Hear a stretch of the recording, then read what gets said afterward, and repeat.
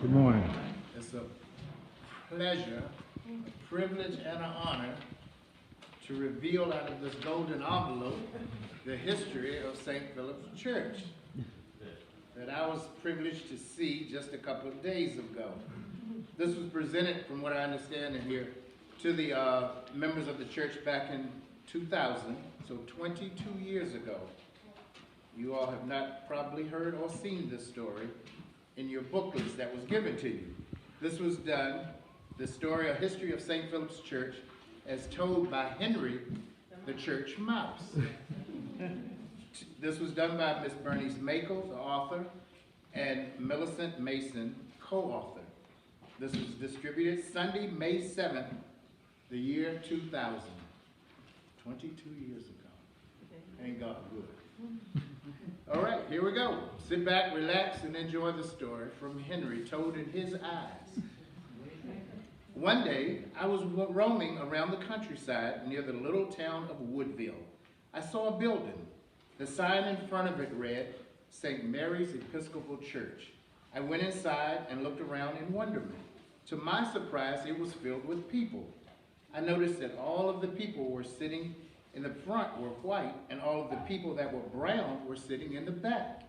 I didn't understand it, but I later learned that it was because of their color. The brown people were not allowed to sit in the front. I looked at myself. Since I was brown, I quietly moved to a corner in the back of the church with the brown people. I went to church every Sunday. I enjoyed being with my brown friends. I began to arrive early so that I could watch them as they entered. I sat quietly in my little mouse corner and watched the sadness and pain on their faces as they carefully found a place to sit. They had no books for song or prayer. Even without books, they were able to sing and pray anyway. They looked happy when they were singing. They knew God was watching over them. I listened, and soon I was singing and praying along with my friends. Tears of joy fell as I sang. I hurried to get to church one special Sunday morning and sat in my usual corner. There was to be a special announcement today. Two of the brown men, Walter Fowler and Adam Craig, had met with the leaders and asked to have a place about the grounds of the chapel to bury their loved ones. You see, they were treated quite differently from the white members of the church. When someone in their family died, they had to bury them away from the church cemetery, sometimes near the edge of the fields where they worked or near their homes. They had heard about a place that was set aside especially for people of their color, but it was far away.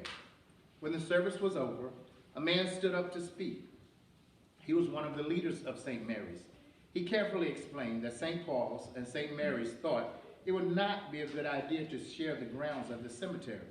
Instead, it was decided that they should have their own church or cemetery. Walter and Adam thanked the leaders. Then they left and went home. Later that day, many of the brown people met at Walter's home to talk about their plans. They were overjoyed about the announcement. Before the meeting started, we all bowed our heads in prayer and gave thanks to God. A message was sent to them that a lady named Eliza Hall had agreed to purchase a plot of land which was not too far away for the new chapel. It was located on a hill a little further down the road in Aquasco. They began talking about ways to raise money. I was very happy. A church of our very own, I thought. But who will sit in the back? In the spring, a festival was held at St. Mary's to raise money. Eliza Hall paid $137.45 for the acre of land that had been promised. Many people gave donations. Even though I didn't have money to give, I gave a great gift. I prayed. It was with great joy that the people in the community cut, sawed, and nailed boards together as they watched the chapel was built. By the time it was completed in 1880, it had cost about $1,200 to build. I thought it was the most beautiful church I had ever seen. They named the chapel St. Philip's Aquasco. One Sunday in August 1880, the first service was held. The first leader at St. Philip's was a deacon named Joseph Bryant, a colored man sent by St. Paul's. Bishop Pinckney came to baptize and confirm the members. Some people were received by members by the bishop. They had come from other churches. They wanted to become a part of St. Philip's. Getting to the new church meant that I had to leave home a little early and walk a little faster. Remember, I'm a mouse. But it was worth it. I soon discovered no one had to sit in the back of the church unless they wanted to. The chapel was filled with people every Sunday. It was the center of the community, and God was the center of the church. The people of St. Philip's had a new life, and they began to share it with the town of Aquasco. Many people came through the doors of St. Philip's over the years. I learned that they were called colored people, and later African Americans, not brown people as I called them. Some of their parents and many of their grandparents had come from a faraway place called Africa, where there were many people that looked like them. To me, they were still the brown people. There were many celebrations at the chapel. Things were especially beautiful at these celebrations. At Christmas, the altars was filled with red poinsettias and lots of candles. For homecoming celebrations, they often set up a large tent, and the children stayed all day long. I loved to watch them play, but I still kept my distance because, after all, I was a mouse. There was one priest I liked most of all, Reverend Small. He was in charge of 3 colored chapels. One was St. Thomas, Croom. The second was St. Mary's, Charlotte Hall. And of course, the third, St. Philip's, Aquasco.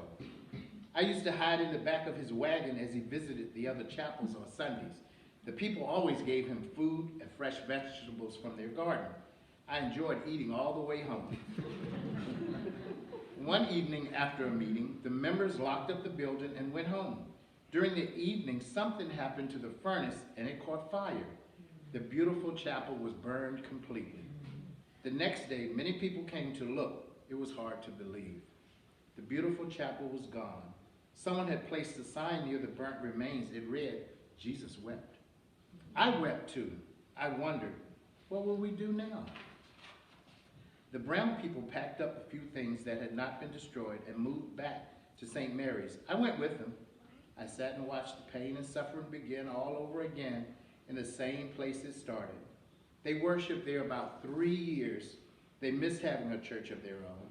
I heard some men talking about moving up the road somewhere. I could not imagine where that was. On moving day, I climbed into a box filled with books. Someone carried the box into the building and put it down. I stayed in the box until things got quiet. And then I climbed out the box and looked around. So this was the new church. I paid attention to everything. There were beautiful stained glass windows, just like the ones in the old church. I like that. There were rows of chairs instead of pews. The floor was covered with red carpet. It read, St. Philip's Baden. I knew this was a new home and everything was going to be just fine. Amen. And now, my brown friends, my crusade with you has taught me much. I can truly say no book has ever been written, no human voice has described an understanding of your pain or your joy throughout your journey.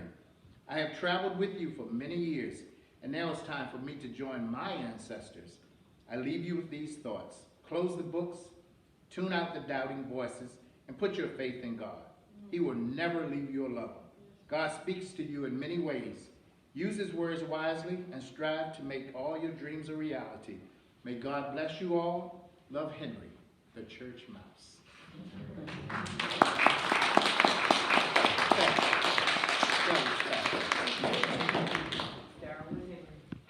Oh, I'm sorry. He was supposed to join me on the podium. There's Henry. Henry has been back in the changing room for years on the table right there. If you've ever seen a little blue mouse sitting in there, that was Henry that I guess Miss Bernice put out many, many years ago. All right. All right.